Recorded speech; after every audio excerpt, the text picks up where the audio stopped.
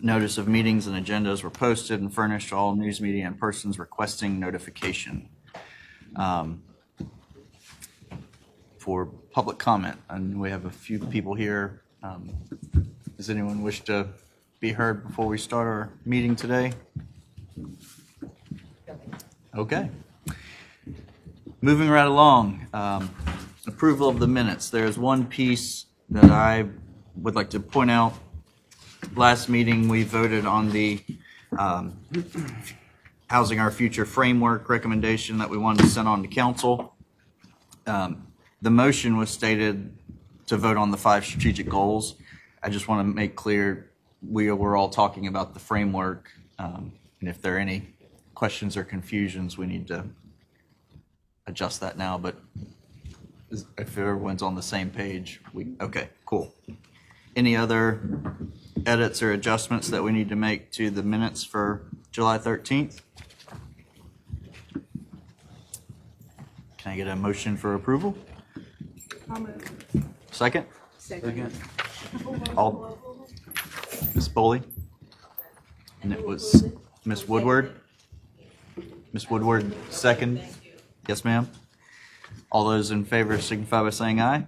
Aye. All opposed? Ayes have it. Mr. Davis, would you like to give us a staff update? Okay. First of all, I don't have Margaret talk about community engagement. Okay.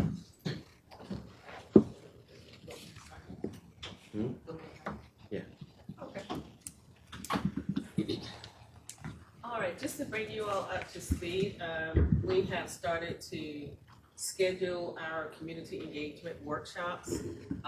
We are actually starting as far as October the 17th. We were starting Johns Island. I didn't bring the schedule with me, but what I'd like to do is email the final draft to everyone here on the committee.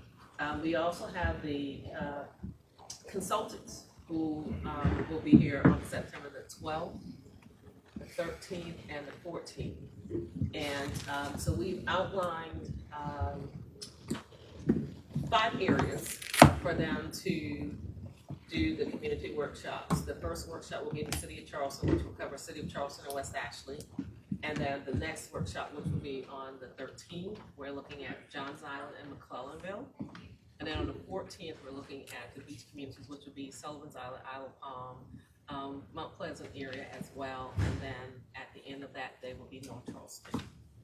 So we're also doing some outreach in the community with some other community activities. North Charleston High School, for one, they have their registration going on with parents coming in. So we've created the flyers that we received from our consultants, and that's been from Monday till Thursday. So about 200 flyers have been presented to the school. I go in the morning to kind of check out. And then we have, and that's for just for July. And in August, we have some other community activities that we'll be attending, like the farmers market, community workshops, and we will be hosting the library. We're also going to be partnering with the library. They have a mobile unit that goes out to Guatemala and Willtown, so we'll be going out there with them to provide, distribute our Housing Our Future information. And we also have 2 locations off of Rivers Avenue in Otranto. It's a Carter bus station where they have like really high traffic where people are going, so we will be having our information out there at the bus stations as well. So we got quite a bit of activity going on. Thank you. All right. And Got a question real quick? No, just a comment.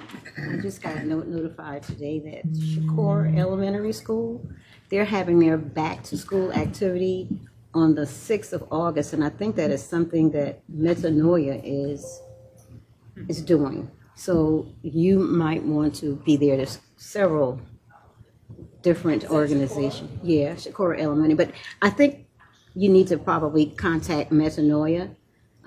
Yeah, it's going to be a great event. Thanks. Question. What are the outputs from these meetings? Can you expand a little? What do you mean? Like, what do you produce after you have one of these meetings, or what have been? You know, I think it'd be helpful if there's like some kind of production that's put together that summarizes these meetings? So first of all, you'll get a community engagement calendar update, which will have a brief description of what happened at each meeting. So the meetings to this point have been mostly informational because we don't have a plan to produce and to share. So at that point, we would be, once this committee has approved the plan and council has adopted it, then we will be actually giving presentations of the plan and talking about specific items. So at this point, we're just trying to get folks involved in the process. But you'll see each event will have a description of what the event was. Sometimes it's just passing out flyers. Sometimes there's discussion. So I'll add to that, when you do get the schedule, it's a pretty aggressive schedule. So we will certainly need everybody's help in terms of, getting the word out and those kinds of things. We brought on additional help, but it's a lot of work because this is a big county. We will definitely need the committee's help in terms of getting the word out and actually getting people out to the meetings.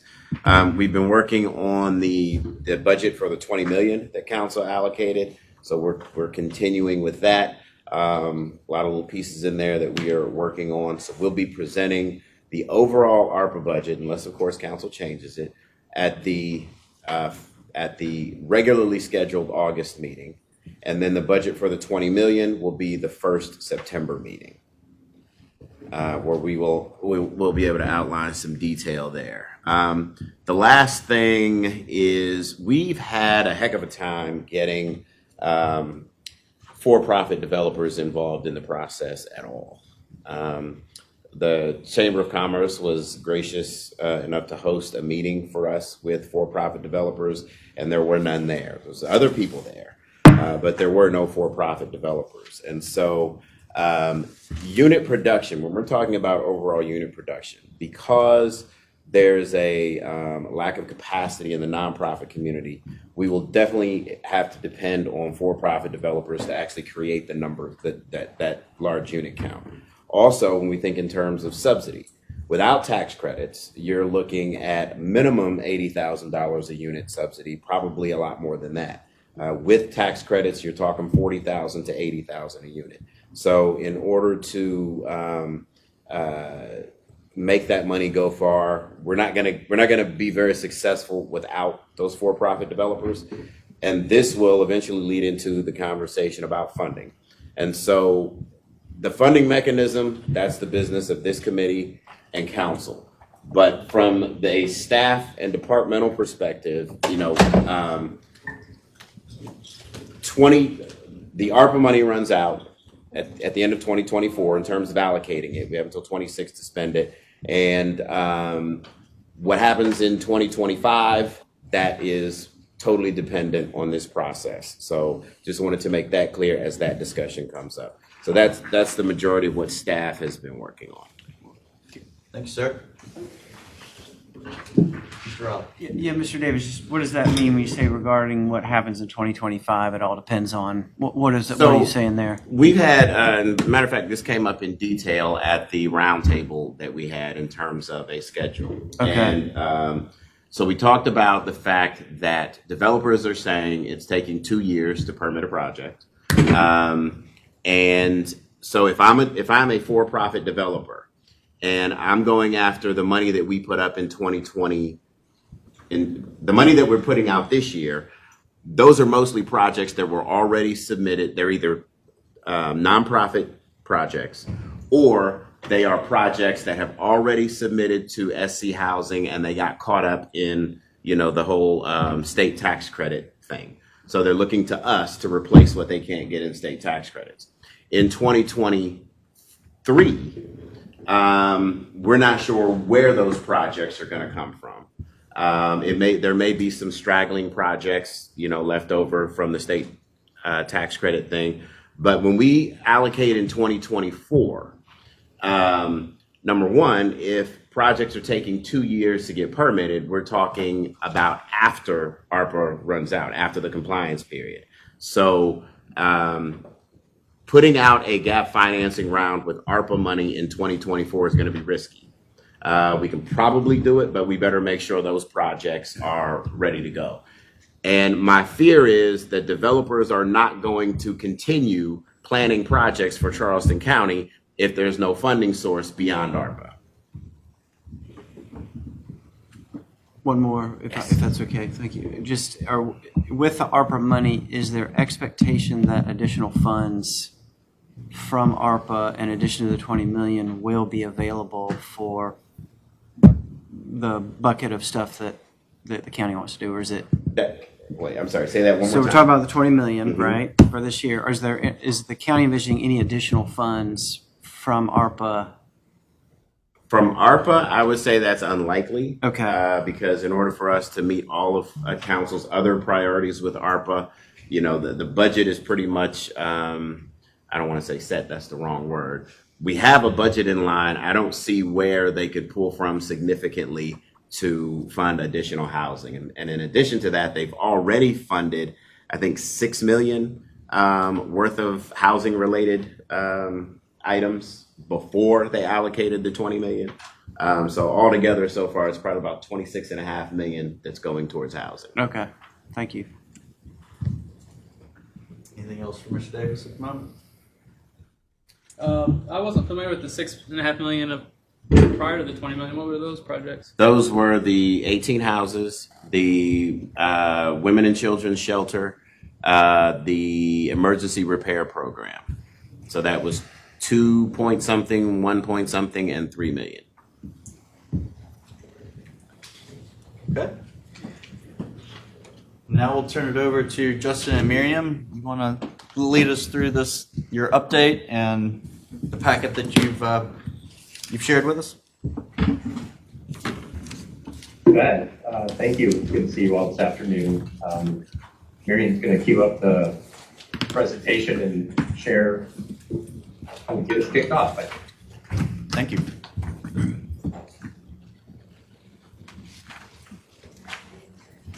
All right, take me a moment to get to the screen. Can everybody see the presentation?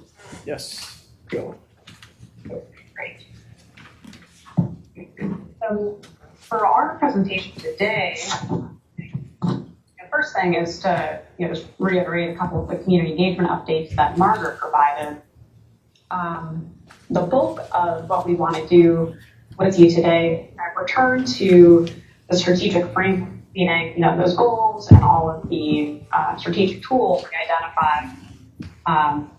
As you know, we asked for a little more of your input in that survey, and so we wanted to reflect that input back to you and use that as a jumping off point for additional conversation around these tools and around how to prioritize them, particularly in terms of phasing and timing. And I'll come back to that in a minute. And then the third piece is, and I believe that as was discussed at the last meeting, Justin will be presenting an update on the Housing Our Future plan at Council's Special Finance Committee meeting on August 8th. And so we want to give you a sense of what we are developing for that presentation. It's not entirely there yet. It's kind of a working presentation right now, but just have the opportunity to get your input and to have any feedback that'll help us make that presentation as informative. So quickly on the community engagement updates, just a quick reminder of where we are in the overall project timeline here at the end of July, and getting to the point of formalizing those goals and recommended strategies to detail for presentation to County Council in August. And that will be at the August 8th meeting.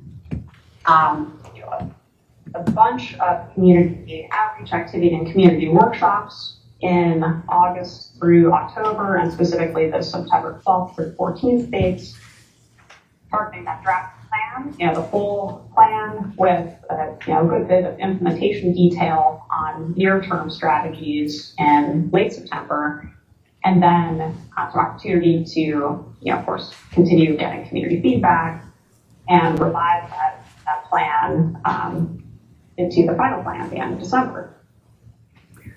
So in terms of the community engagement plans here for the next couple of months, I think, Margaret really touched on all of this.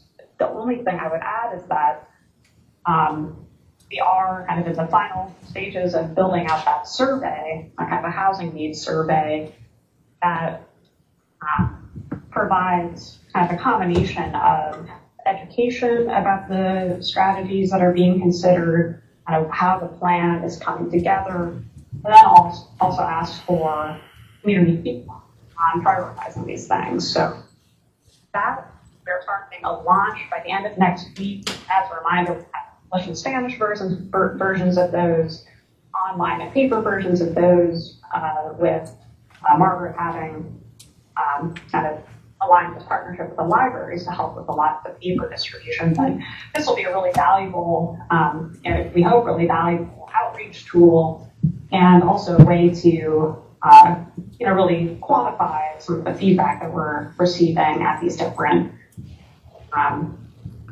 outreach and engagement activities.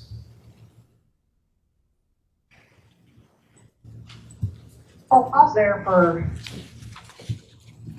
any questions about that, and then what we want to do is kind of jump into the feedback that we got from you all in the survey and continue having some discussion there. I do have a quick question. I had it down for August the 9th that council had the special meeting, and then August 11th. Is that? They moved it to the 8th. Oh, did they move it? Okay. There's a conflict That's on my the mistake. 9th. I didn't realize. Moved it to the 8th. Okay, thank you. Any other questions for Justin and Miriam before we move on? Okay. I think you're good, guys. Excellent. So say a little bit about the survey, Miriam, and the responses, and that is kind of. Yeah, great. So let's see, between your committee's last meeting and today, as you know, we sent out just a short survey asking, just a way of providing some structured feedback on prioritization and ranking of some of the strategies, not as a kind of binding way of evaluating these, but as an opportunity to spark some thinking about how to prioritize the strategies into near, medium, and long-term tools and kind of ways of putting the plan together. So we had 8 people respond. We really appreciate the thoughtful and very helpful feedback.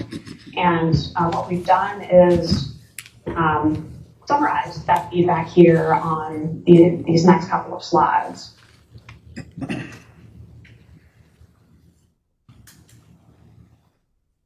So I think Justin's going to. Yeah, so we'll just jump right in. I think, we've got the 5 goals, and let's go ahead and next slide, Miriam. We're just going to take these one at a time real quick. You all had a wealth of information.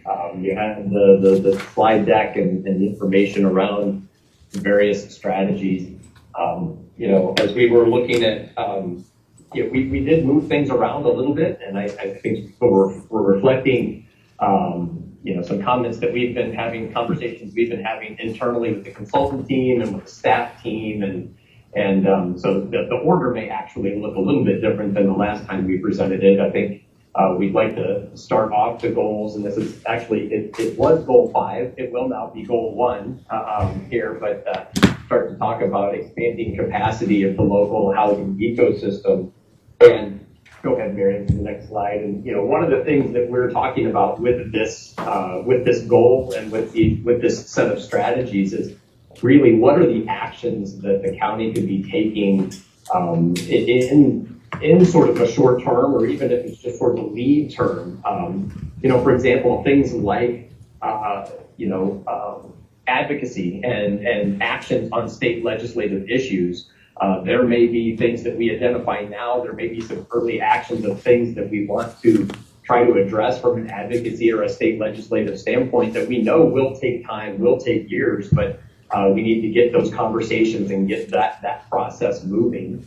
So there's a little bit of a short-term, long-term aspect to that, but a notion that, advocacy, training, developer training, and Daryl talked about the capacity of our community developers, talking about the capacity of the county itself and county government and the staff.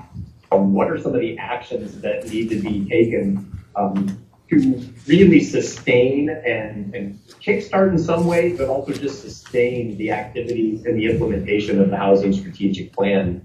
As Miriam said, we had 8 respondents. Oftentimes, I believe we were asking people to choose 2 or 3, so you had the ability to choose more than one. And you can see here the 2 that really rose to the top is, a dedicated housing fund and cultivating partnerships with major employers. We've actually had a conversation the last time we were in town with a handful of major employers talking about how housing impacts their ability to recruit and retain housing. So we know that some of the employers are starting to have those conversations and understanding the importance of this. And so the ability to tap into that, I think, is an opportunity, as well as something that the sooner we can do it and the more we can build those partnerships in, we can start leveraging resources. Let's see here, I think, and also it wasn't select multiple, it was a ranking. I apologize for confusing that for a moment with a different survey. But so, these were the 2 that sort of ranked, above the others. You can see, how that goes down from there. I think one thing I want to say about the rankings, and we'll see it as we go through the rest of the goals, is I'm sure nobody thinks of these as necessarily nothing is important. And I think we didn't get any comments saying that nothing was not important, that it shouldn't even be on the table, really. So these are relative rankings and relative priority and importance to one another. So some of the comments that we got around this one,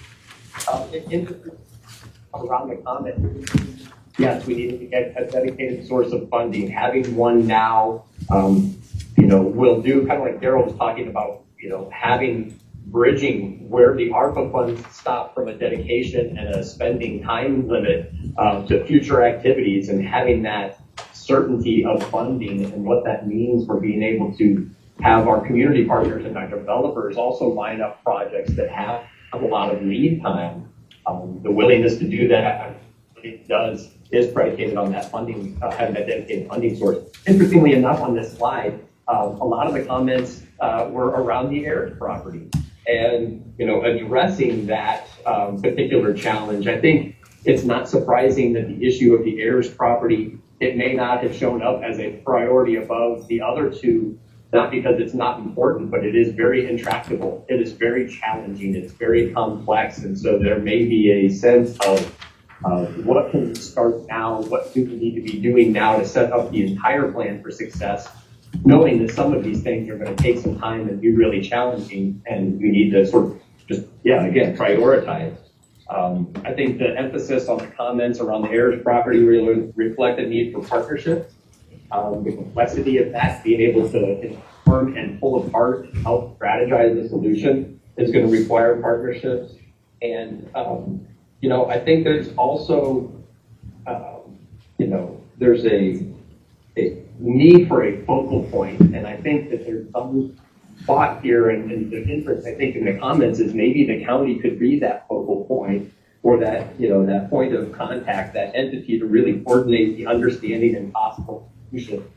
That there are actors out there doing things, and maybe having someone like the county wrap their arms around that could be just the thing it needs to get things moving forward. So I don't know that we have any questions on this. I know that we've got a couple of slides as we go through to some clarification on some comments that were done. I think we'll just pause, I think, for each one of these, and if there's a reaction to either the rankings or any of the comments here, happy to hear them, and otherwise. Any questions? I think y'all are good. I'm sorry. Okay. Just regarding the heirs property, I mean, I feel like where we're starting now, we have better low-hanging fruit to capitalize creating more units. And there already is the Center for Air's property here locally that could be a great partner to identify. Thanks for the feedback on this slide. I'm glad to see a lot of the people rank dedicated housing fund as the top priority. Thanks. I think we're good.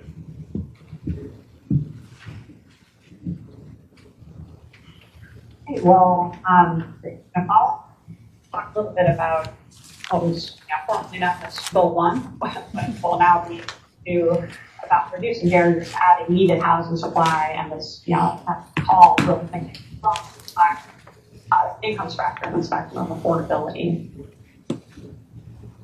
As Justin mentioned, I think a lot of the comments that we got were, really sort of reinforcing that, as with goal number 1, in this case, a lot of these are also, kind of essential pieces of the puzzle.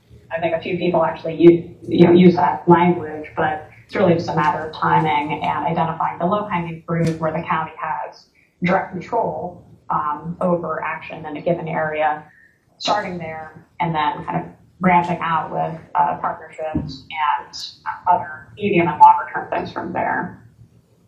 So in this case, I think in the ranking system here, I think continuing to focus on ZLDR, and also sought to create whether through tax treatment or specific programs to bring vacant units back online, seem to be to many people the places to start.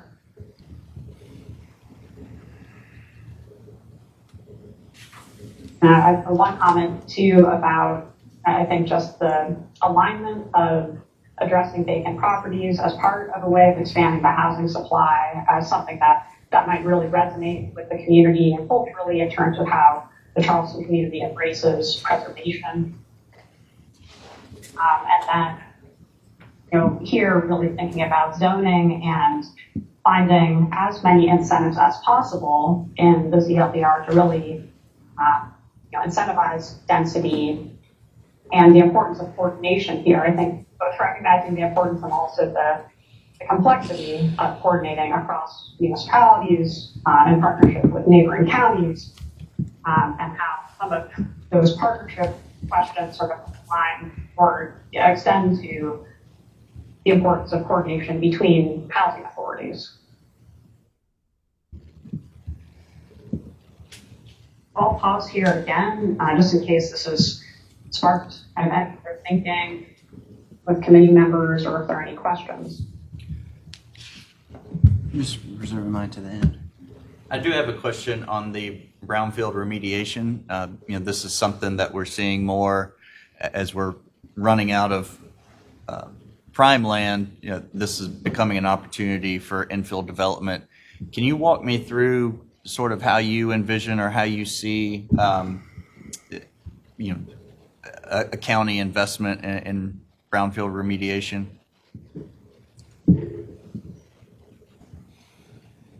I can share a little bit, and this isn't something we've really taken a deep dive on yet, but I can and will. It's my understanding, and anybody at the county, please jump in to correct me, that the county has some resources available to sort of assess and identify brownfields throughout the county, and sort of from there identify where are the priorities for remediation. And so I think the opportunity we saw was that with an understanding of where housing is really needed, and aligning that as well as with zoning. So I can add that. I haven't actually looked into county resources available for that, but I think in our preliminary discussions about brownfields, I think the most important thing there would be a public partner, some sort of development agency that could hold that land while it was being remediated. I don't know that I'd be comfortable with the county spending money on a private owner's land and that sort of thing. So, but I mean, when you talk about infill development in general, not just brownfields, I think having a public partner that can hold land and that kind of thing is what's going to be critical.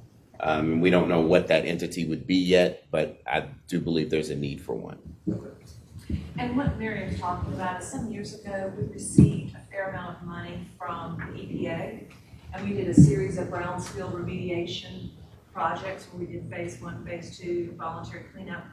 So there were enough, most of the Superfund sites were cleaned up, but there were a series of properties that could be redeveloped, that were redeveloped, but we paid for the phase 1s, and it needed the phase 2s to help the owners get them cleaned up to put them back into the community.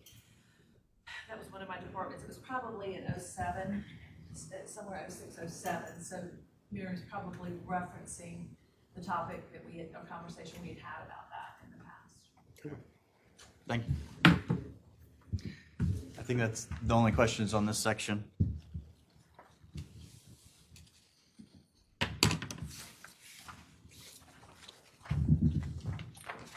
One comment, sorry. State housing will certainly not be in love if a project is submitted that is a brownfield. So having a third-party entity that does this remediation and holds the land until it gets a clean bill of health is a great idea. Thanks.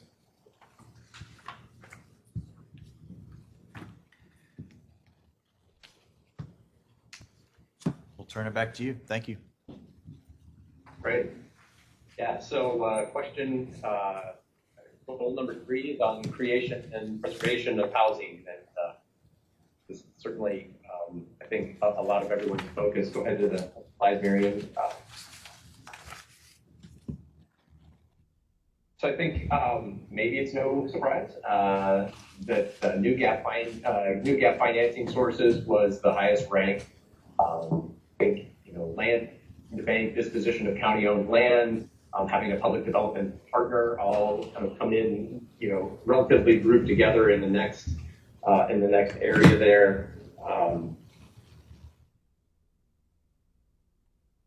Yeah, I think it's, these are all, I think it's not unsurprising to me that the gap financing is the most, and that the others are kind of coming in all, generally around that next tier there. If you want to share the comments, Miriam.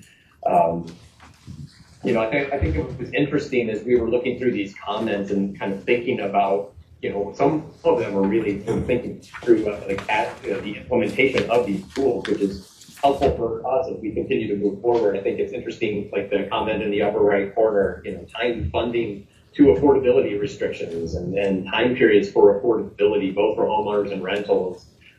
We've talked about what the LIHTC properties coming out of their affordability cycle and how that can impact. And so, is this a mechanism that we could use in other ways to try and promote that?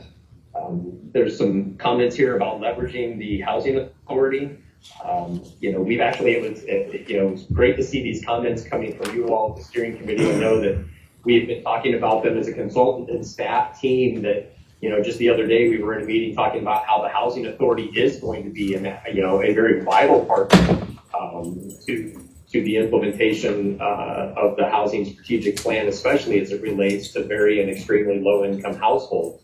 And so, having them be able to be a part of the production conversation, I think is thoughtful on all of our points. I think it's very, very key moving forward, especially for a certain income level of household. And then there's a conversation here about, how can a private partner come into play in this conversation. And I know we're starting to have bits of that conversation. Daryl's talking about, we're having a hard time getting the private developers to the table to have these conversations, but also that it is a private development partner, but can the employers be, taking an equity position in this conversation? I think there's a variety of ways that we can think about, how the private sector can be a part of production and preservation. Just wanted to kind of acknowledge a couple of things before we turn it over to comments and questions. The bottom right-hand corner there, it's not a matter of priority, but rather short-term, medium and long-term goals. And that's absolutely correct. I think what we're trying to do here is we forced a sense of prioritization to get a sense of what is at people's, the front of people's minds. You'll recall that when we were talking about how we're evaluating these, that it could be somebody's looking at them from a factor of, best bang for the buck. Maybe there's, some actions that don't take a lot of money and resources, but could have some impact. Somebody could be looking at it that way. Somebody could be looking at it as, things that need to happen right now, almost regardless of funding. They're just so important, and let's do it. And so people, I'm sure, came into this priority conversation, with different focus and different emphases as they evaluated these. Ultimately, you'll see in our presentation today that's kind of where we're headed. It's priority, but it's not saying that anything is not important. It's where can we be putting our efforts now in the medium and long term? What takes lead time? What should have resources now versus resources later because we have to do some homework. So I just want to acknowledge that really is where we're headed as well. I think the housing authority issue also is something that we've talked about, as I mentioned. It's not just, we have housing authorities and we have partners and we have counties outside of our county, that are also regional partners that have authorities. And so I think the conversation also is how can those individual existing partners come into play, whether it's within the county or regionally, and those are conversations that we will absolutely have as we continue to flesh out the implementation piece. Any comments or questions?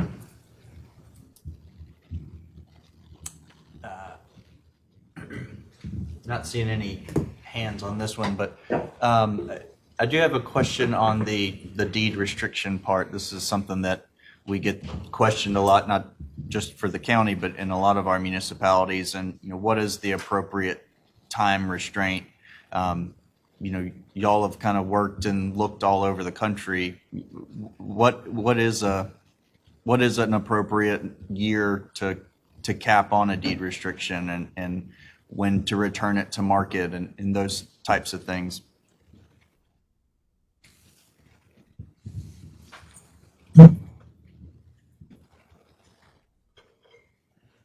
Mary, do you have any? Yeah, I'm not sure I have a great answer. I think one thought is it just makes it to funding restrictions, like local funding or restrictions around local funding to whatever state and federal programs that local funding would be leveraging.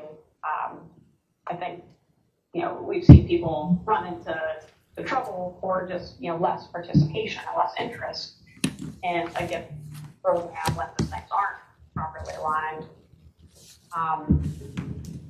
And I suppose the other, not fully formed thought is, I think some people might say, as long as possible. But what really are the supports throughout that property's life to make sure that it can be maintained at a high standard of quality, and how the length of that restriction either support or pose a barrier to that. But I think it's a good question that we can put some more analytical thought to here. I think there's also an element of wealth building equity, and I don't mean equity. I mean equity in the home, yes, but I also just mean it's to the extent that this is an opportunity to take advantage of that. Is there an equity lens, a community equity conversation to be had of how to balance, the need for affordability and sustaining that affordability while also allowing someone to invest and are those mechanisms automatically diametrically opposed to each other? There's a tension there for sure. And I think that's one of the things that I know Miriam and I and others on our team have been sort of struggling with and trying to find models for of how do you continue to be able to invest in that as a community and use those funds to maintain that affordability while also perhaps giving someone the opportunity to capitalize at least on some increment of that. And so it's a good conversation. Mr. Davis? So I will add that it's typically sort of a ballet of different items that make that up. First, you have the funding source, and I think ARPA just announced that 20 years was going to be their standard, or Treasury just announced that 20 years would be the standard for ARPA funds. HUD funds are often a lot longer. I've seen them up to 99 years, but I think that handling on a case-by-case basis is usually the way that I've done it in the past. A number of things going into that. Number one, the amount of money. If you're doing a small amount of gap financing and you want to restrict it for 20 years, I think that's fine. You're getting all that money back at some point. If you are putting in a large amount of public subsidy, obviously I would be advocating for a much longer affordability term. But even when that affordability runs out, it's not always a bad thing because the landscape shifts. And as long as the requirement is in place that all of that money has to be repaid, at any time you remove the affordability, even after the restriction, that money can be deployed elsewhere. So it's basically a ballet of all the different little resources that you're bringing into the project. Thank you. We don't have any other questions on this section.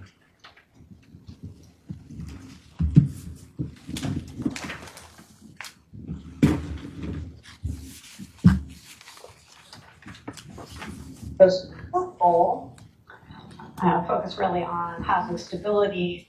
Sure. I think the thing that goes to the top of the ranking, but also kind of most adamantly in people's comments about really an urgent need to have a detailed plan for preservation of existing affordable properties. I think the emphasis on dedicated or subsidized affordable properties, but also some interest in naturally occurring affordable properties, maybe in markets that are really quickly appreciating and where displacement might be, a real pressing reality for people. Also, a lot of interest, and thinking that a landlord incentive program might be something in the near term to consider and really build out. And I think third, thinking about building on the success of ERAP in considering kind of sustaining those resources into the future. And then some source of income protections, that type of policy idea, and expanding access to legal counsel. I think a few people acknowledge, these would be important and powerful, but there are some barriers potentially to either putting that in place or for that to build a successful strategy. Yeah, so here, there's a few comments really reinforcing the need for their preservation. County and studies to be conducted as soon as possible to create a strategy.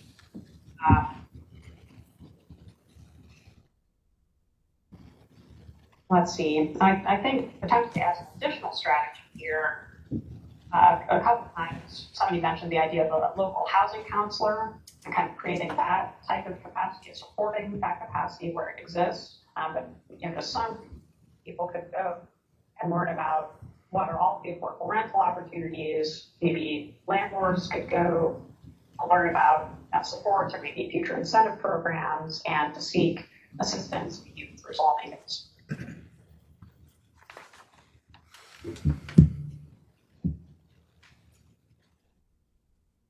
So any comments or thoughts here? I'm not seeing any hands. I think everyone's waiting for the final discussion. Sounds good. So the last one has to do with home ownership, and go ahead, Miriam. And I think the three kind of coalesced above the other two here are looking at down payment assistance and education, the establishment or expansion of a community land trust, and having emergency home repair. It's interesting. Go ahead and go to the comments, Miriam. I think, the comments really reflect, I think, the difference in, these tactics or strategies, if you will, of some of them being, this blend of, really of, how can we do emergency stopgap measures now and also create community assets, and in a more sustainable way. And then really those top three, if you put them together, really start to do that. How can we help folks now while we're also building a sustainable model? For example, with community land trust, it's interesting to note though,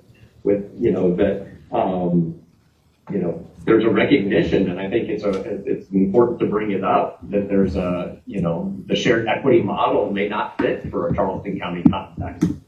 There may be, the comment says, there are many political challenges to establishing this. And so, this could be an example where, maybe it's emerging as one of the topper, did I just say that? That's a technical term, but one of the top three priorities, here within this goal, and less about, hey, let's make something happen right now, but a recognition that there are political challenges and there are things that we need to be worked through, to develop, some sort of shared equity model. But maybe that is something that we need to look through and that we would love to see in a medium or a long-term kind of implementation way, but know that we need to be starting those conversations now. That may be one way to look at it. Another way may be if there's, conversation around this and it isn't anything we should be necessarily putting our mind and our energies towards in the near term. And so it is, just something that's out there. Let's not forget it, but it's down the road. And then just again, sort of this balance, creating, financing along with, traditional, more established sources, I think is something where, again, there's a recognition that there is the need for funding. We're going to be talking about what those kind of opportunities are, and some of the opportunities may just be, we need to be creative. There may be legislative things that need to happen. Let's not lose sight on their role to fit within the entire puzzle piece, but they aren't going to be a cornerstone right now. And that may be where some of those perspectives were coming from on the last two that scored relatively lower than the others. I think that's it. Miriam, what's our next slide? I think, one of the things that 1 second. Sorry. Ms. Woodward. Yeah, I just like to speak to the down payment assistance in education. I think that a great partnership in this area could be with community development block grant funds.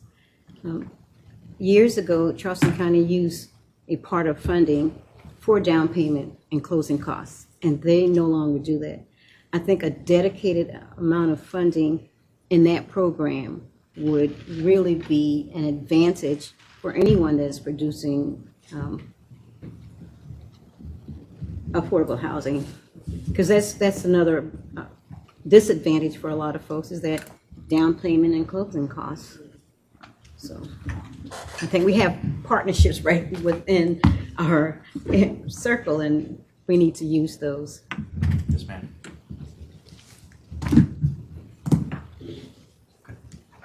I think you're good to move to the next slide.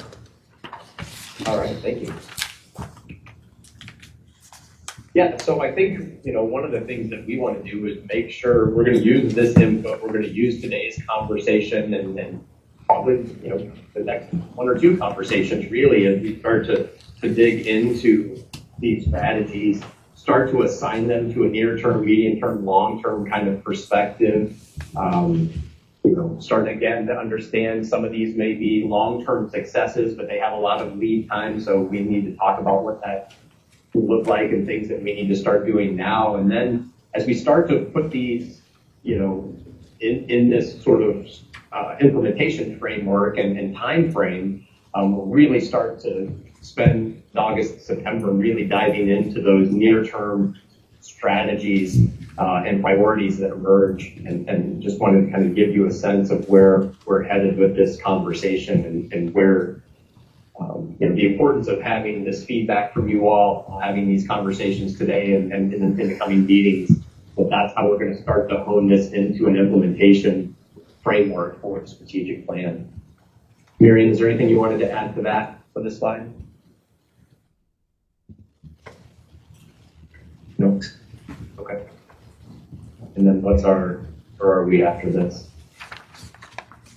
Yeah, and so, Mr. Chairman, I think if you'd like, I think let's put a hard pause on this. If you want to have it, I don't know if you want to have kind of a more open conversation around the strategic framework discussion now, or if you want to save that for the next agenda item, and I can go ahead and talk about our August 8th presentation overview. It's however you would like me to handle that. Well, I was kind of thinking the previous slide that you just had, the near, mid, and long term. Yeah. Since we're still on this slide deck, maybe just start this discussion of how you want to address this goals 1 through 5, and then that can set up subsequent meetings as we go forward. If we can do the bubble format like we sometimes do and go through these, if that's okay with the two of y'all. And I think there are some overall questions on the deck entirely, so I don't want to move to the August 8th conversation just yet before we get an opportunity to do that. Sounds good. Okay. So before we start this exercise, Mr. Riley, did you have questions? Yeah, I need a better understanding of what's being presented when and by who. And there's like 7 different county council meetings that we keep talking about, which is confusing as heck.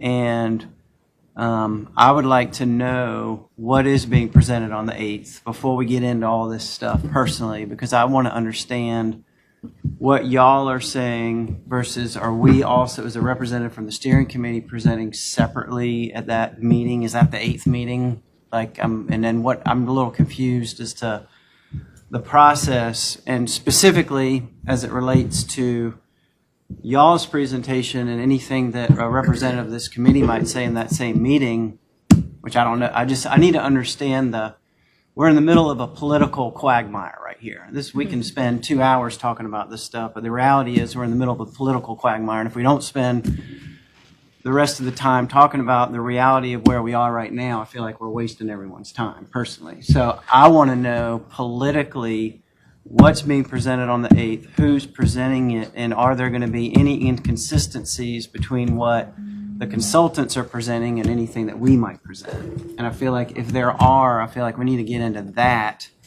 and not the nuances of all these game plans, which I look at, there's 2 things. We're talking about money and we're talking about fluff. And I want to talk about money and how the heck we're going to get money to do the things that we're actually talking about. And I'd rather not talk about the fluff, personally. And we got an hour, and I feel like we have to come to terms with the reality of the situation that we're in right now and not tiptoe around it anymore, personally. So I would like to know what's being presented on the 8th, by who, and are we doing something there too, and what do we have the ability to sort of change or, relative to that, so that we can, I just feel like we have an hour, we need to use it as wisely as we can. Does that make any sense with anybody? So I'll start.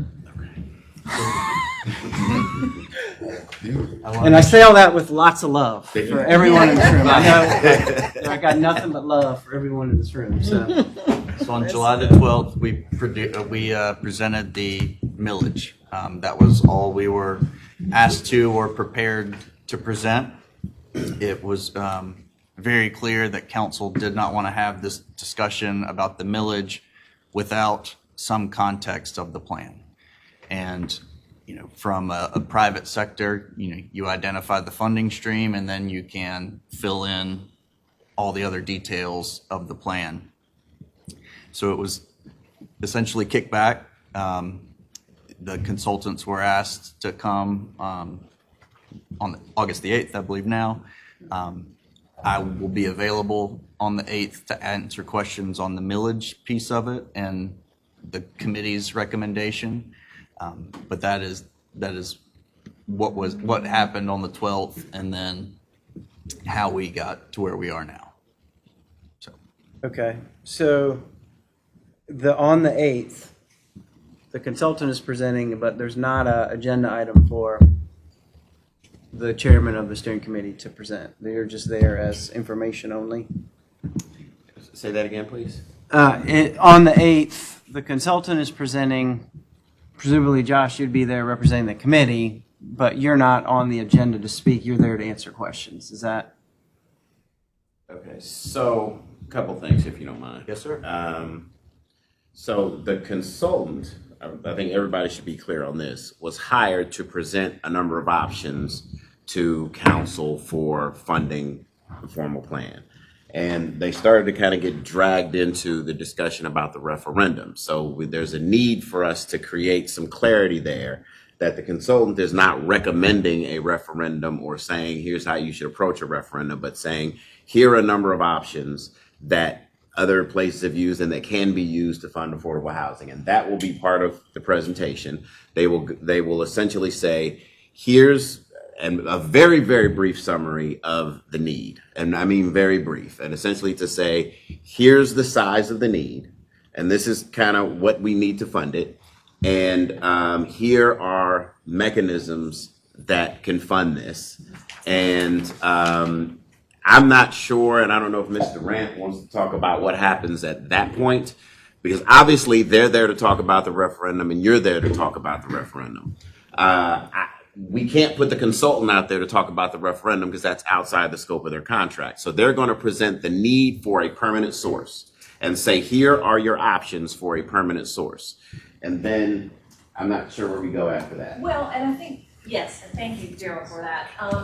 Justin, correct me if I'm wrong. What you just presented has nothing to do with what exactly you're presenting to council. This was to close the loop on the feedback that the steering committee gave you all on the 5 goals, correct? That is not the presentation that we've been reviewing with you in preparation for council. I just need to check myself. Is that correct? Yeah, yes, Okay, absolutely. So good. we're going through the planning process with you all. Yeah. And part of that process is wanting to, start to vet and understand the steering committee's perspective on the strategy. So let's put that in one bucket. That is the feedback that you all gave them on the 5 goals that y'all voted on at the last meeting to advance. So that's keeping us with the consultant online with the contract to fulfill their 3366 100% by the end of, I think, September, October. Now, will you be showing them, Justin, the presentation that will be going to council on August 8th next? Is that? Yes, I plan? can do that. Because yes, to your point, you're absolutely right. And yes, to your point, their comprehensive plan assignment, funding was an element of it. It was not the crux of it. It was an element. But there's a much bigger construct within the contract. So for council, even council got confused a little bit, and I've talked to most of them individually at the last meeting, July 12th, where they started to merge what the consultant was doing with what they needed to discuss politically as to whether they would put a referendum on the ballot to levy taxes. Again, 2 different lanes. I had to even kind of define this for staff. Here's where the staff and the consultant are. They're in the lane creating the comprehensive plan. You all are in collaboration, of course, with the consultant and staff working on a vision. And you also took a vote to recommend to council to proceed with the referendum. Staff and the consultant are not part of that. That is you all. So I'm almost putting each of these lanes as concurrent or parallel tracks going. So The political question is this, is like, it's likely to get confused again on the 8th. Let's just be real, okay? And these guys are going to be presenting, and the question's going to be asked to them, okay, you're talking about this fund, do you support, how do you get money in the fund? And so it's like we're talking about a referendum here, which is like money in the fund. We got 26 million, blah, blah, blah. And then we're talking about all this other stuff, which requires other political action to get more money, which is also anytime I hear that, I think, oh my God, here we go again. So I'm just thinking, like, in that meeting, when it gets confused again, which it will, and they're asked the question, what do you think about the referendum? They're going to say, we can't comment on that. That's a policy decision. And we've drilled that with Justin and Miriam. So y'all Okay. a few times. Justin, can you all, if it is your plan to present to this committee what the council will see, can we do that within a relatively short time to allow the committee to then discuss? Absolutely, I can abbreviate that and make it very quick if that's what we want to do.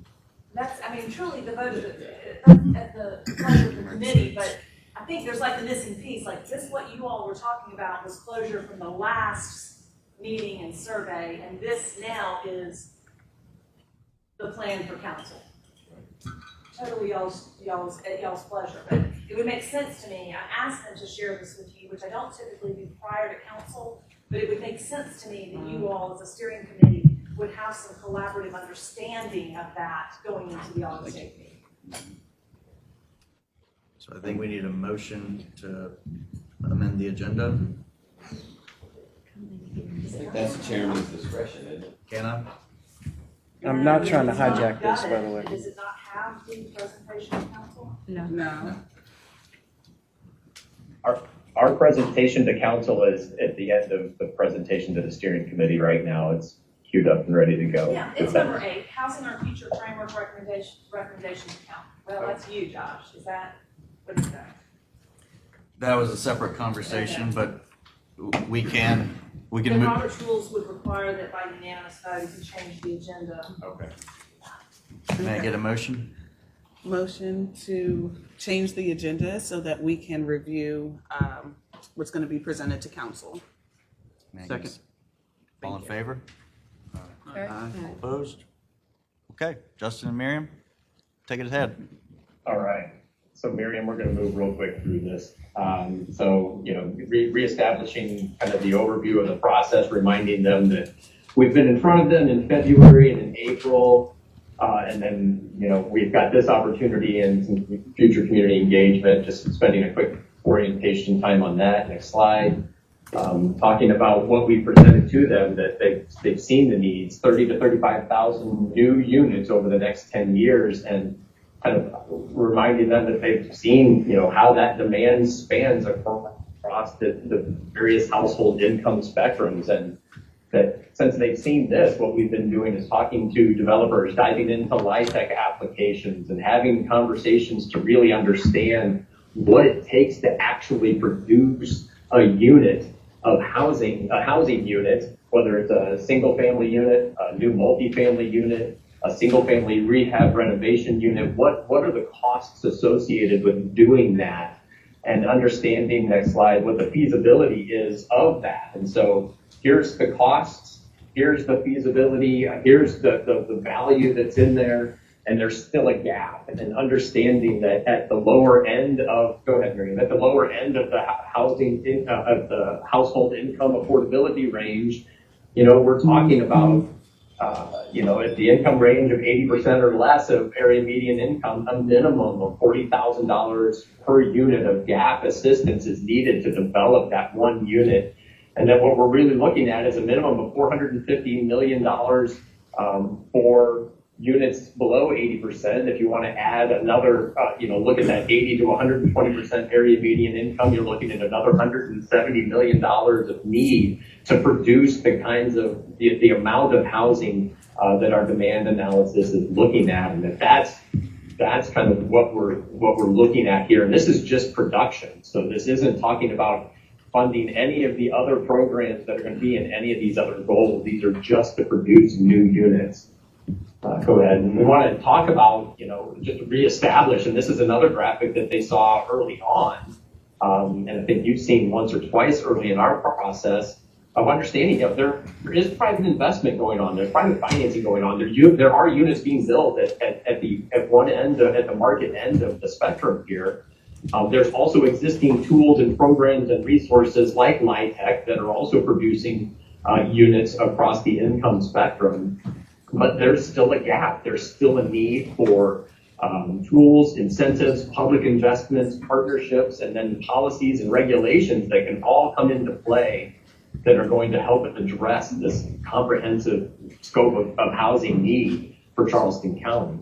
And that's the framework that's the concept, then you will, that leads into the framework, next slide, of the 5 goals that we're talking about here. And so, now we've got this framework, and this will be the first time they've seen this, that the needs, the opportunities to address those needs, the strategies, the tools, the resources, and the partnerships that all come into play to comprehensively address housing in Charleston County come together in this framework that we've been working with stakeholders in the steering committee and the staff on to develop, and that we got approval from you all at the last meeting. Next slide. And next several slides, we'll just click through them. And then, what we're planning to do is to just illustrate very quickly for them that there are all of these strategies that you all had spent time talking about at the last meeting and that we're talking about at this meeting really start to fold into, there's policy actions that need to be taken, regulatory advocacy, legislative actions that need to be taken. There's direct programs that can be established. And there's capacity building efforts that need to be established, again, to kind of tackle this issue from a comprehensive standpoint. Next slide. And then, as we've been doing with you all today and through the survey, and we will continue to do, we're going to evaluate what are, how do we evaluate the strategies that are possible? And then also, the various tools, how do we think about them? It could be about the potential impact, the cost per implementation. Maybe we don't have the right political environment or the political alignment to get things done, and we need to work towards that.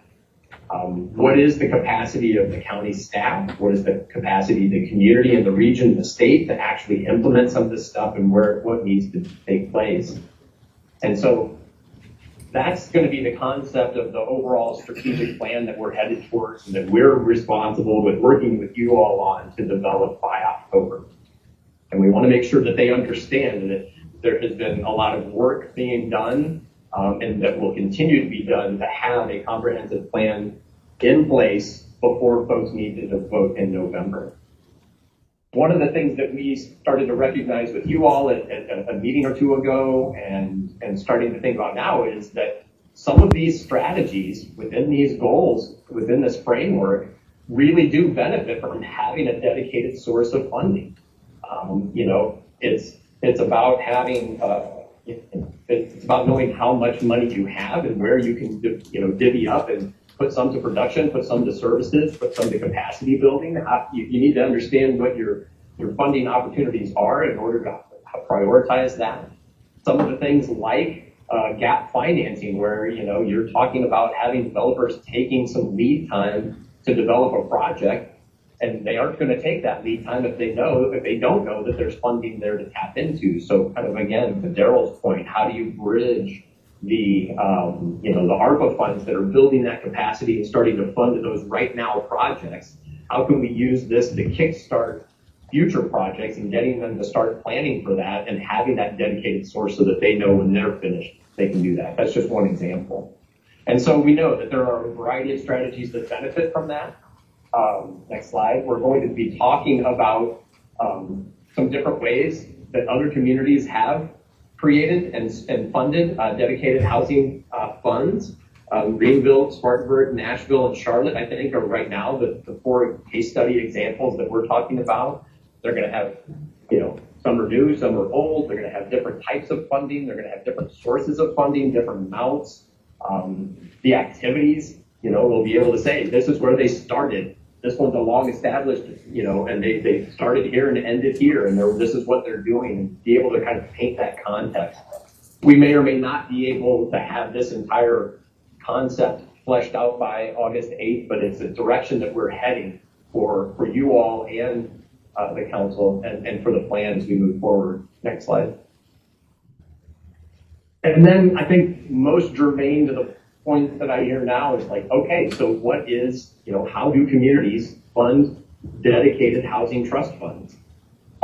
And here is a list of examples, a list of sources, if you will, from our experience and that we've seen other trust funds do across the country.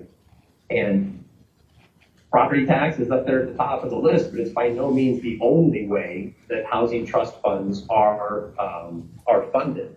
And so our next step then is to take this list and start having the right conversations with legal and fiscal and really understanding what's allowed under the South Carolina state law, what's currently being done now to, maybe some of these fees and taxes are already in place.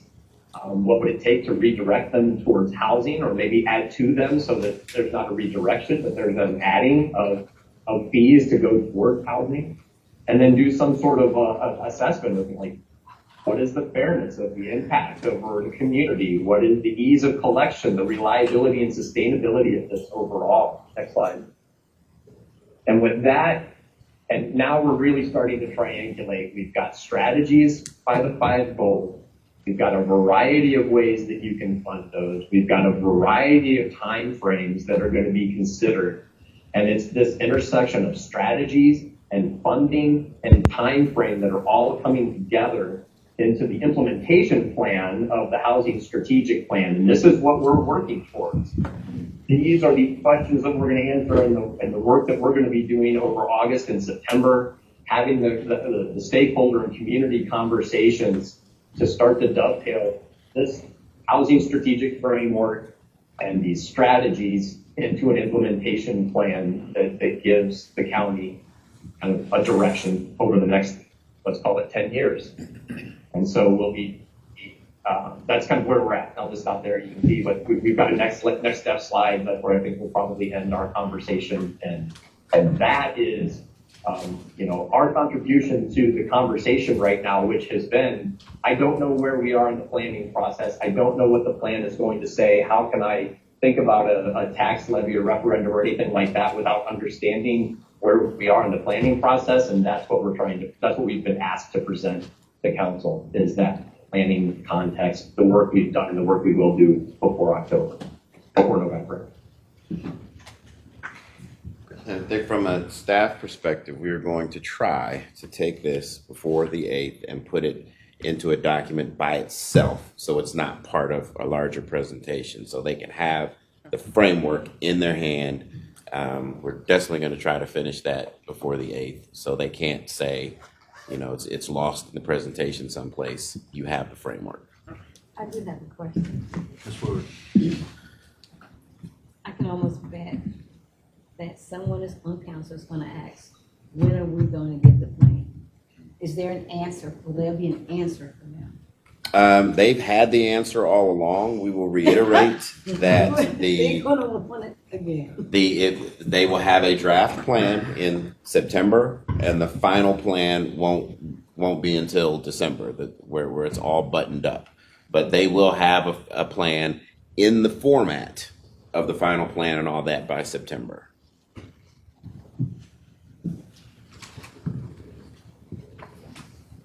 We'll go around the room.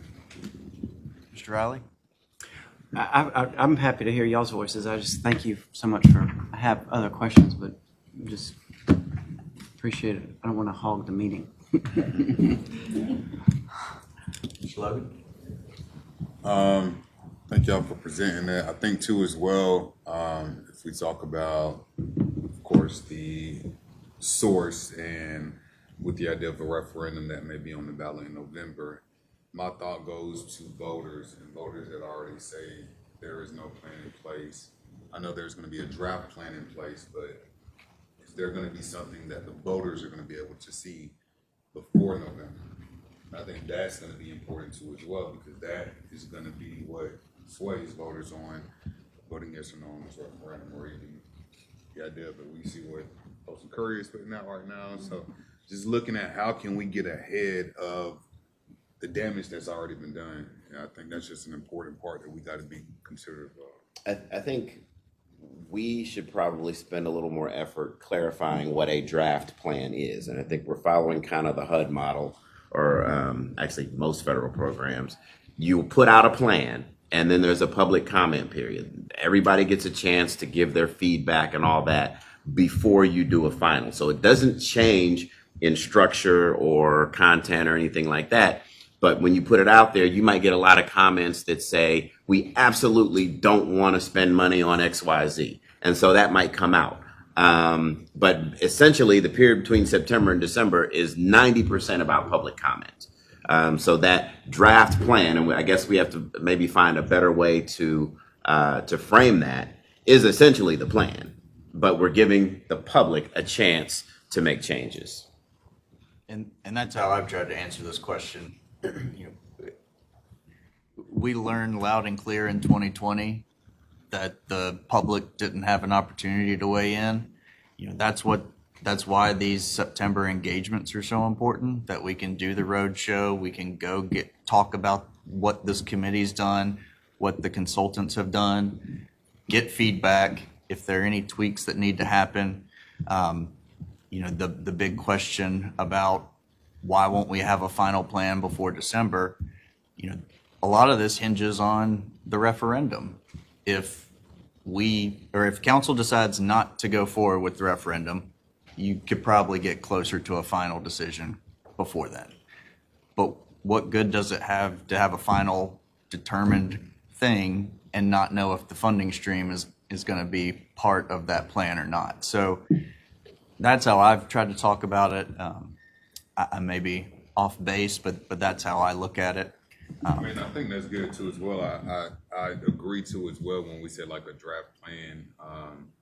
Maybe we should think about language, public opinion, you know, just so that they understand they have an opportunity to be a part of this conversation too as well. Just think that perception piece of it from public perception is going to be real big, just to make sure that they know, hey, there is work that's been done. There is a plan in place, you know, so you know, just kind of thinking about maybe that language with it, because again, Post and Courier can just drop an article at the drop of a dime, and everything that we've been doing is just going to be, you know, non-existent. So I think one of the benefits we got from the way they have gone about their work is we have it at different levels of detail. We can give them 5 goals. We can give them 5 goals with just the subpoints. We can give them 5 goals of subpoints and the text that goes along with it. So I think we're pretty well armed if we use it strategically and issue the right information to the right people. Ms. Boley? I had a question about the new units number. That's new units for people entering our community who need housing in that range. Does it include elderly folks who are maybe having to downsize? I mean, I want to make sure that I understand when I'm talking to people, when I'm saying 30 to 35,000 units are necessary in the affordable housing range over the next 10 years, who that covers. Answer, I think it covers a few different sources. Feedback. One is there's pent-up demand. So the department providing the housing for the next 10 years that's needed today. You know, there's a shortage in the community today. And then also accommodating the growth. Now that growth comes from people moving to the community, but also just people moving around the community and, you know, families having kids and so on. So growth as well as just meeting that need for pent-up demand. So when you're saying new units, it doesn't necessarily mean newly constructed units. It means. Go ahead. Yeah, no, go ahead. No, Help me. Oh no, I was saying it could be rehabs. It could be addressing some of these blighted buildings that we've already identified by giving the landlords incentives to remodel or renovate them as well. Well, let's be that number doesn't include preservation, right? That's all new construction, or am I incorrect? It doesn't include, so it would include renovation of currently unoccupied units. But preservation of currently occupied units. Is outside like of that number. Existing affordable housing, right, would be a different thing. We actually might want to make that clarification somewhere in the presentation. I don't know if we need to do that by the 8th, but at some point we might want to make that clarification. There was something else you asked. Oh, in terms of who needs what types of units and all that, I think they have done some drilling down in that more so than other studies I've seen. But I don't think we're anywhere near saying, you know, we're going to need this many senior units and this many 2-bedrooms. However, the county has purchased a subscription information from CoStar that now does residential data, which I didn't even know.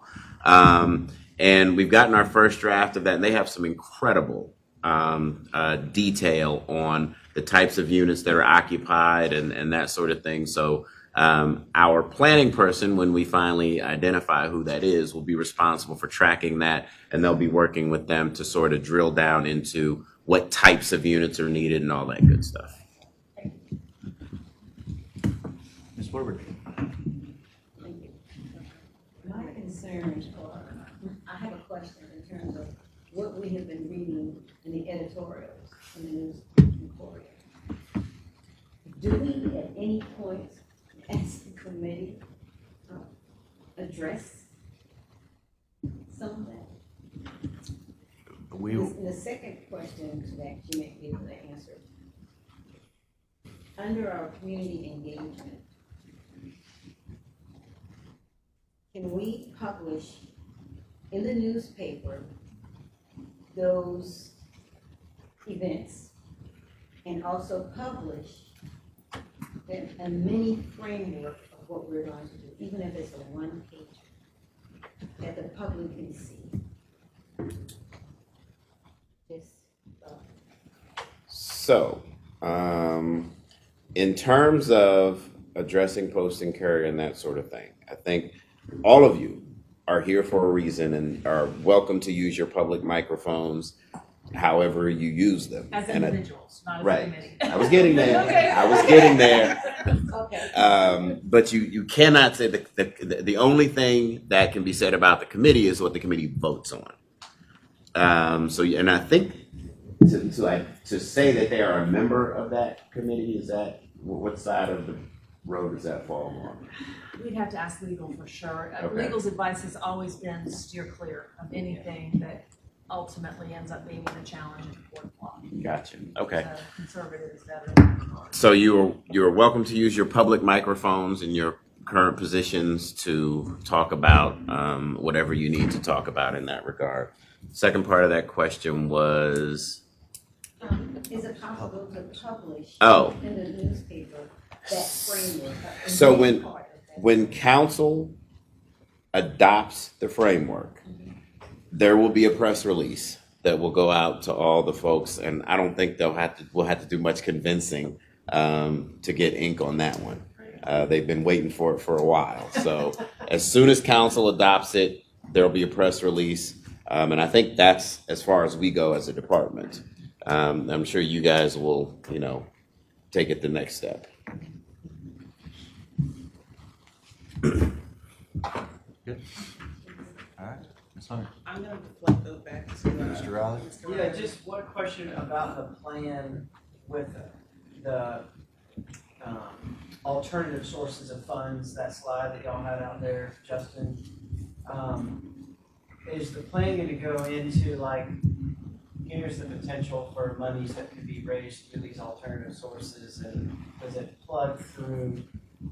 I mean, I look at a lot of those things as maybe potentially politically not feasible. So I'm just in my head, what I'd love to see is like, this is the alternative funding you can find from these different taxes and levies and grant fees and this and that. But is there any kind of like likelihood of success? Statistic you can actually put on something like that's what I would do in like business forecasting. It's like, yeah, it'd be great to be able to, do X, Y, and Z, but they're not going to pass that. So let's put a 10% next to that. And so then what you come out of that analysis is like, here's realistically a potential quantity of this stuff that we might be able to look at whether or not the referendum happens or not. Because I think if I'm a council person, the biggest question in my mind is on the 8th is going to be, okay, I see $620 million, right, is what they're going to say. And then I'm not sure how I feel about this referendum thing, because that train's left the station, and that's another whole question. So like if I'm a council person, I'm like, well, you know, this is an issue. We got to do something about it. If we don't do the referendum, where's all this other stuff going to come from, and how realistic is it? And those would be the things that I want to know. We're bumping up against an existential deadline that we can't do anything about, and we're not going to be able to do a referendum 2 years from now. There's already going to be another referendum on the ballot 2 years from now for something else. So anyone that thinks that that's going to happen 2 years from now, I don't think that's going to happen. So it's like we've got all this, you know, the clock is ticking to do some things, and we're either going to have money through a referendum to even vote to do it or not, and how do we turn fluff into real money, you know, on the other things? Just like those would be the things that I would want to know as a council person to figure out how to come down on the issue. And so I don't know, just a question around that. So they do have a slide. The question is, and we talked about this the other day, can they get that done by the 8th? But there is a slide that talks about how feasible is it and that sort of thing. We're hoping we can get there. If not, we should at least be able to discuss it. But we are working to see if we can get there by the 8th. But they did present a slide, and at the bottom it said how feasible it is and all that good stuff. And where the impact was, if it was Yes. disproportionate impact, this type of funding on X population. Yeah. It's a really good slide that they use, Yeah. but they've got to vet legally with our legal department and finance in South Carolina, which of these will need the test. And I believe, have we set up that meeting with legal yet? We can get back to that. Okay. We have requested that meeting with legal, so we should have the information we need in time. Yeah.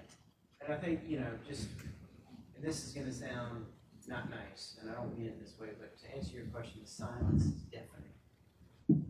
That there's no one responding. The papers put the stuff out from a PR standpoint, it's a disaster.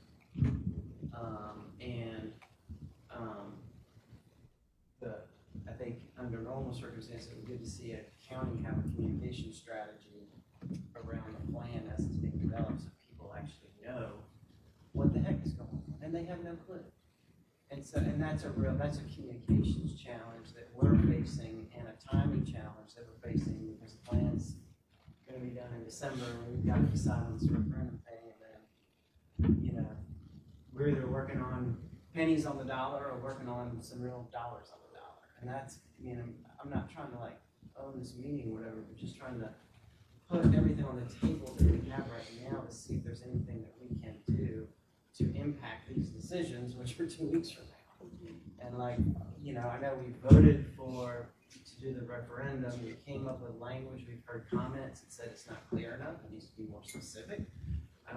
We're not having any conversations in this meeting right now about that, and can we have a motion to change the language, or is it our responsibility to even draft the language because it has to go through legal, and is that our responsibility to draft the language? Because I didn't think that was back in the day, because we made a suggestion, but my understanding was it was not our responsibility to create the wording.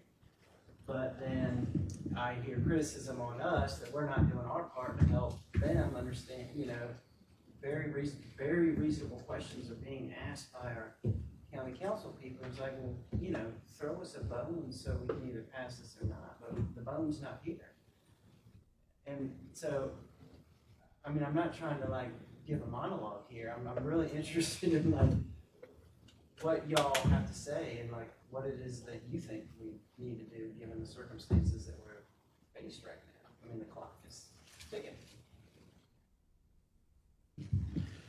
So the language question is a real sticky situation, and I believe, as Ms. Durant explained prior, I mean there is a case in South Carolina where money had to be given back because it was challenged in court and they lost. So that would be the absolute worst case scenario. And That that's would be a due to complete vagueness? disaster. Because of vagueness? I think, No. Undue influence. And to answer your question, I'm trying to be quiet until you ask, but I gotta tell you, the bottom line is, the attorney for counsel has to write the language. I can answer that definitively. Yeah. And Ms. Ham has communicated that with a number of council members.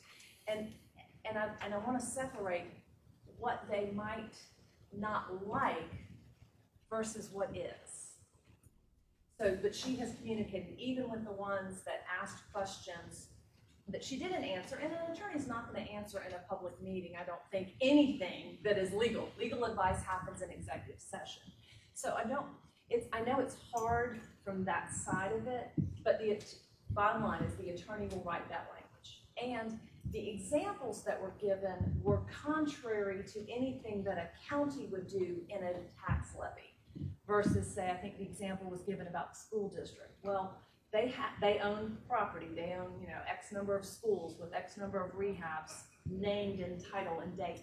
So, in fact, our attorney came from the school district, so she knows very well the language that went into the referendum for the schools. And so to distinguish that from what the county can do for a tax levy, just to answer your question and kind of end that, so that you don't have to And make that. so going to the second part of your question, or the first part, I can't remember what order you asked it. Okay. I think we're dealing with the reality that the people who support the referendum are going to have to explain it to the voters. That's just how it breaks down. And I think it's perfectly, there's so many people interested in this, I think that's possible. The question is, can you convince council That's the audience. right? And I don't have an answer for that one because that's outside of my purview. But it all boils down to the people who support the referendum are going to have to convince people and make them comfortable with the language, because the language is going to be what it is. And that's just kind of what we're stuck with. I think, well, I'll let you guys go ahead. Sorry. Really quick, Christine, I heard what you said, but in the county council meeting that I sat in, I specifically heard Chairman Pryor ask for specific examples of other cities where the ballot language was reflection of the voters. And we've seen that. In your presentation, you had Greenville, Spartanburg, Nashville, and Charlotte, and they all have referendums that they've put in place. They don't. No, don't. Greenville and Spartanburg Wait. don't. Okay, wait. They unilaterally passed it. Hold on, I got a couple examples in my email. Hold on 2 seconds. Well, I'm saying all that to say I feel like our responsibility as this committee is to push that, so that we can make sure that the people that we represent here around this table have a clear understanding of what's going to be on that ballot. And I understand that you're saying that it's our job to go out and do that, but I also think that it'll be very helpful if the language was a reflection of that as well. So, okay, when we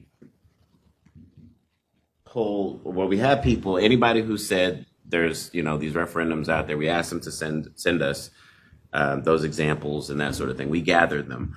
There's been no referendum in South Carolina. No, not first in of South all. Carolina.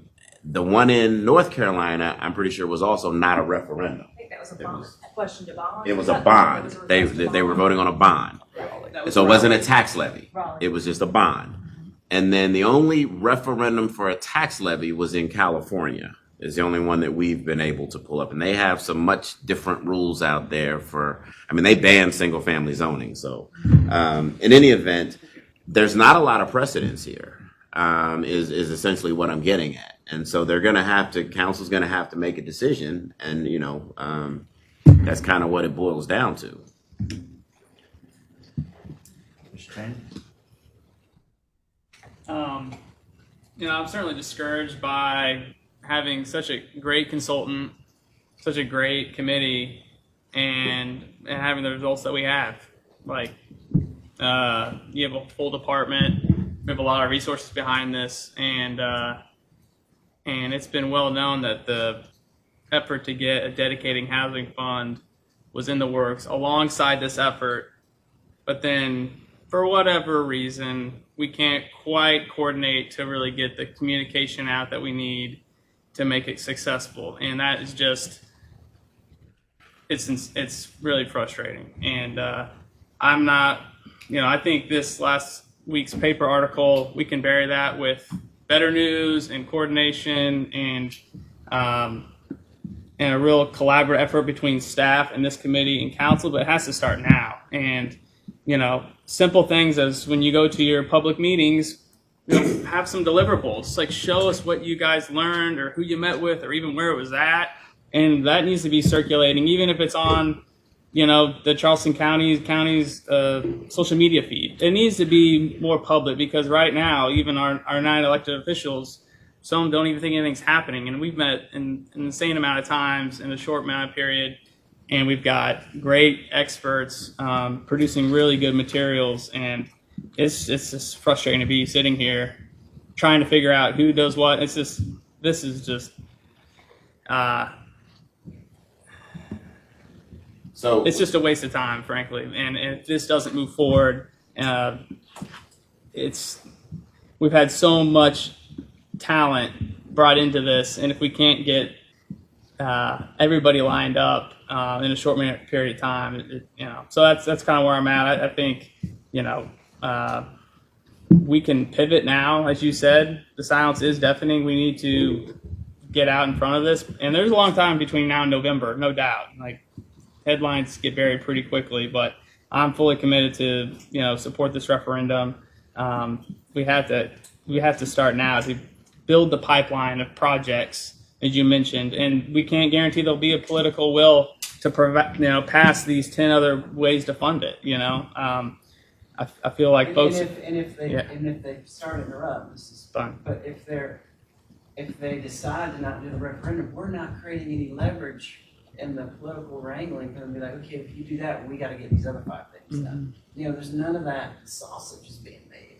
You know what I mean? It's like, and I'll just say, the communication strategy for the public meetings, I mean, this is going to sound rude, but it's a very 1990s communication strategy, in my opinion. No one's mentioned digital anything in this conversation. How do we use digital marketing? How do we, what's the PR plan to get people to show up? And I'm too influenced by working with local governments around the country, but when I hear a comment like, well, we had a meeting, we invited the private developers and they didn't show up. And then government says this is what happened. We had a meeting and they didn't show up.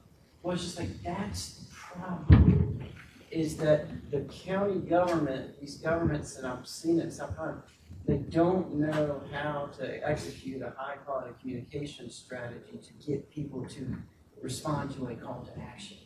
And we're taking a 1990s approach to this in 2022 based on effective communication strategies. And so I know that is separate and distinct from the referendum, and I understand that, but in terms of like getting the people to show up and respond to all this work you're doing. Let me address a couple things there real quick. Number one, if you think it's frustrating from your perspective, imagine that you spend 90 to 100 hours a week working on it, and the newspaper prints every other week that there is no plan. But we do have a county process that we have to follow. I can't call a posting courier to say, no, we're almost there. I have to be quiet. That's my job. And so watching these articles is 10 times more frustrating for me than it is for you, because my hands are completely tied as to what I can say and respond to. When we talk about communication, I want to also remind you there are county processes. This is county government. You're absolutely right. But I think you have not seen the fruits of our labor to this point, because number one, there is a serious talent shortage out there for getting people on board. We have Margaret that it took me a while to get. And I think when you start to see these things come to fruition, I'm pretty sure you'll be impressed. But if you're not impressed, you'll at least be relieved. But there is a process. Facebook, that's a process. We have to go through the public information office, and we have to get permission to set up the Facebook page, and we have to have things cleared through offices and all that kind of stuff. So we have been working around the clock to prepare this strategy that's going to, so once we are free, once they take the handcuffs off and they say go, I think you'll see a complete difference. But I also want to remind you that, and I'll say this as diplomatically as possible, that is why you guys are here, to be honest with you. That you guys were the ones who county council said is going to essentially be the public face of this thing.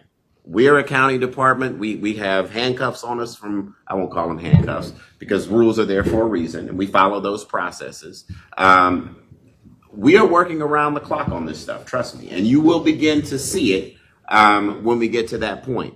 In the meantime, it is my hope that you guys will be ambassadors for what is going on behind the scenes. I guess that's the best way for me to put it. And I will also say this to the referendum, and throw something at me if I'm crossing any lines here.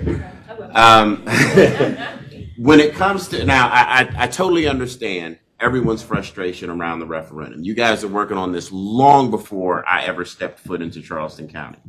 But from a staff perspective, from a Housing and Neighborhood Revitalization Department perspective, we are, if they decide not to go forward with a referendum, or if they decide to go ahead and the referendum fails, our fight is not over.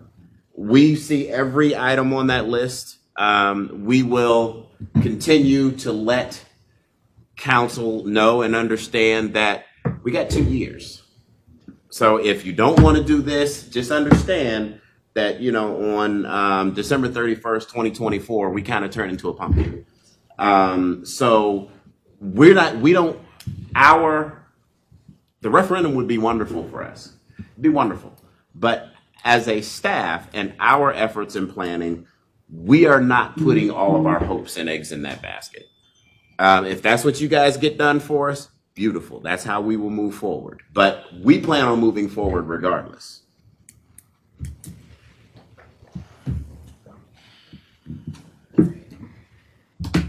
We have a few minutes, a couple more issues. Getting back on the agenda. I need to allow Ms. Hunter to be the chair for this next discussion. I have to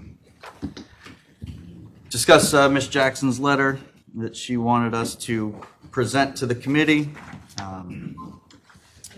At this point, she, I believe, has communicated with most everyone her position that the committee should recommend to council to withdraw our recommendation on the millage. I told her that I would give this a fair discussion.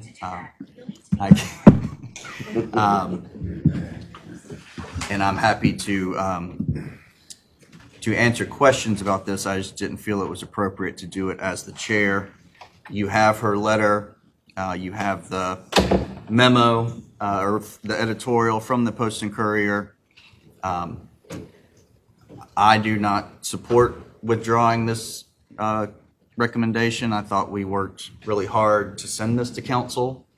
I will not be voting or making a motion to support Ms. Jackson's position, but I told her that I would at least allow the conversation to happen. So that is,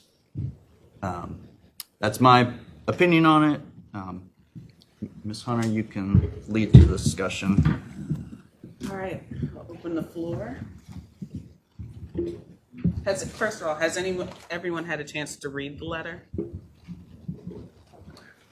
All right.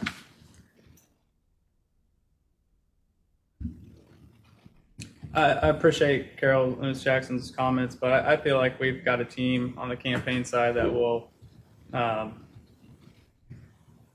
create a good, successful campaign. We know the timeline from the consultant, so I appreciate your comments, but I support the referendum. When you say you have a team on the campaign side, who are you referring to? there's an entire operation where we're raising money to do the public piece of, get out the vote, the, communicating to the community about the need for the referendum, because, really once it gets sent to the ballot on August 15th, that's kind of where the firewall begins between council members, staff. So there has to be this separate thing that does the communication strategy, does all the messaging. And so there are various partners in that. Craig and the Chamber are part of that. Mr. Riley, Ms. Hunter, Ms. Cheney. Anyone who wants to be a part of this team is welcome. It's not exclusive by any means, but there is a group where we've designated the amount of money that it's going to take to win this referendum. We've done the precinct data and identifying the campaign strategy. So there's a very technical piece to making this successful. We can't just send it to the ballot and allow it to just happenstance. You treat this like any candidate or any other issue, but that has to be a separate, You continually say we. Who is we?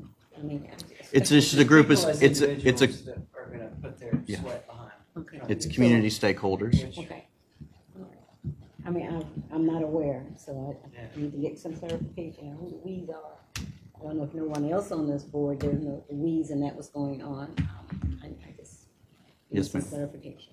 And if it's that, if the we's are still connected to the individuals and the groups that have been coming to council asking for the housing trust fund for the last couple of years, are those included with the Cajun we's? is represented. Okay. Yes, ma'am. Oh, okay. I'd just like to say, I really tried hard to pull Carol's voice in this meeting today. That'd be great. Okay. I just want to say, I know I sound critical today, I don't want to not say this. What the county did has created a housing startup and is invested in people to do this. And I want to just start by saying that means so much to me. I just want you to know I'm here, as I've told you from day one, to get your back, whether or not this referendum thing happens or not. This is such an important issue. I just want you to know that. And I look forward to the day when you can be the voice in this community of that. Because I would love to amplify the voices. It's an honor for me to sit across the table from all of you, and I mean that. And I just, I've lived in this community for a long time. There's just countless examples of where we try to do something and then we get scared. And then nothing happens.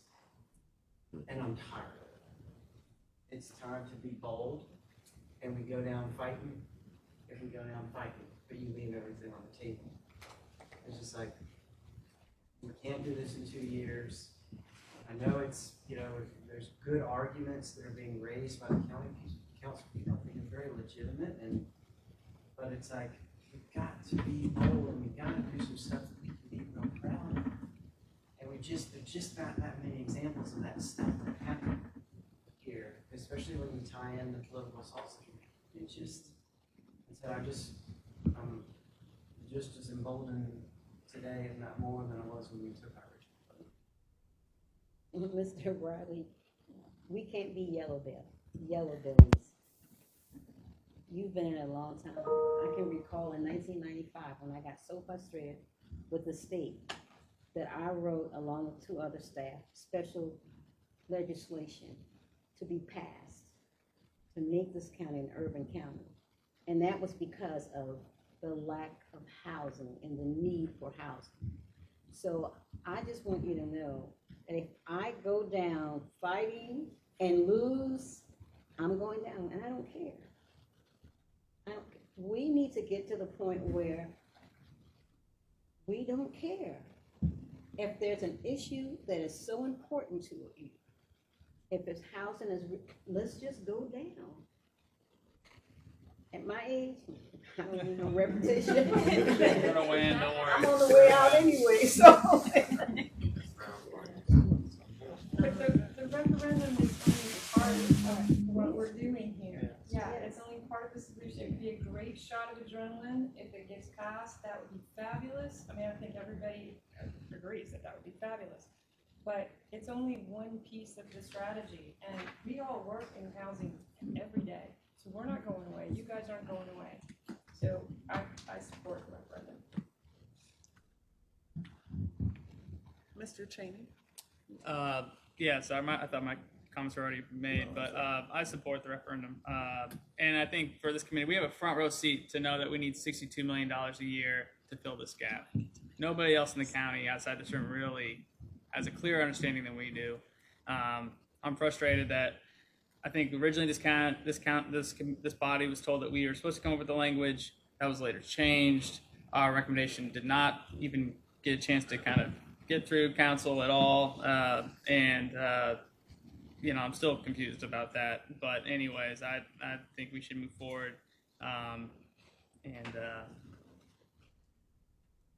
That's all I got. Thanks. In conclusion, I'm with you all.